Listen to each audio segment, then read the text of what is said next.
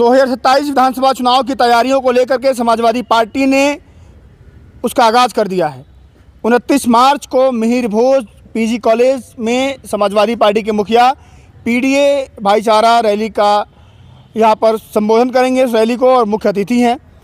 2027 चुनाव को लेकर के जिस तरह से समाजवादी पार्टी पश्चिमी यूपी है वहाँ पर जो ध्यान दे रही है, उसको लेकर कहीं ना कहीं अंदाज़ा लगाया जा सकता है कि जो ये बात कही जाती है कि समाजवादी पार्टी पश्चिमी यूपी में मुकाबले पूर्वांचल के या लखनऊ के आसपास का जो इलाका है वहाँ पर थोड़ी मजबूत है, लेकिन पश्चिमी यूपी में समाजवादी पार्टी कमज़ोर मानी जाती है। उसको जो कमियां हैं उसको दूर करने के लिए समाजवादी पार्टी इस बार कोई भी कोर कसर छोड़ने नहीं जा रही है। बता दें कि 2022 के विधानसभा चुनाव में पश्चिमी यूपी में समाजवादी पार्टी के साथ आरएलडी जो थी वो अलायंस दल थी, गठबंधन में दोनों मिलकर चुनाव लड़े थे। लेकिन उसके बीच में आपने जैसे देखा कि 2024 लोकसभा चुनाव के पहले वो अलायंस टूटता है, गठबंधन टूटता है। तो समाजवादी पार्टी इस बार पश्चिमी उत्तर प्रदेश में अकेले चुनावी मैदान में उतरने की तैयारी फ़िलहाल तो कर रही है।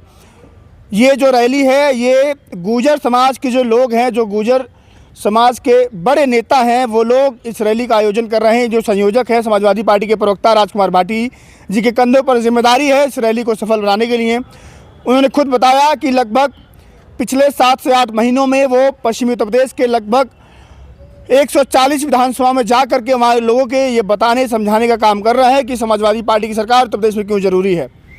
बता दें कि चाहे अतुल प्रधान हो, चाहे राजकुमार भाटी हो, और तमाम जो गुर्जर नेता हैं, समाजवादी पार्टी ने उनको बड़ी जिम्मेदारियां दी हैं, उनका मान सम्मान भी बढ़ाया है। वैसे पिछले अगर 2-3 चुनाव देखा जाए तो जो गुर्जर समाज है, ख़ासतौर जो पश्चिमी यूपी में है, वो उत्तर प्रदेश में वो बीजेपी के साथ है। लेकिन इस बार समाजवादी पार्टी ये कोशिश कर रही है कि जो नाराज़ है, क्योंकि गुर्जर समाज बीजेपी के साथ तो है, लेकिन जो अगर भागीदारी की बात की जाए तो आज़ादी के बाद ये पहली बार ऐसा होगा कि योगी आदित्यनाथ की सरकार में एक भी गुर्जर नेता कैबिनेट मंत्री नहीं है, एकमात्र राज्य मंत्री गुर्जर समाज के हैं।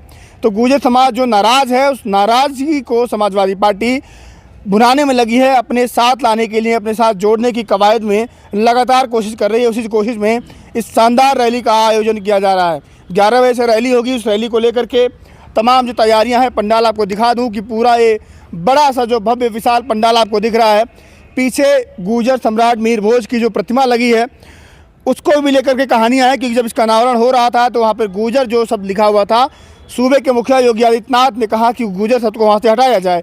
उस पर कालिख भी पोती गई। राजपूत समाज जो दावा कर रहा था कि हमारे हैं गुर्जर, जो मिहिर भोज हैं, गुर्जर समाज ने कहा कि नहीं हमारे हैं। अंत में गुर्जर समाज वहाँ पर लिखा गया, लेकिन गुर्जर समाज का जो अपमान हुआ है उसका भी गुर्जर समाज आने वाले विधानसभा के चुनाव में हिसाब करेगा, ऐसा राजकुमार भाटी जी कह रहे थे।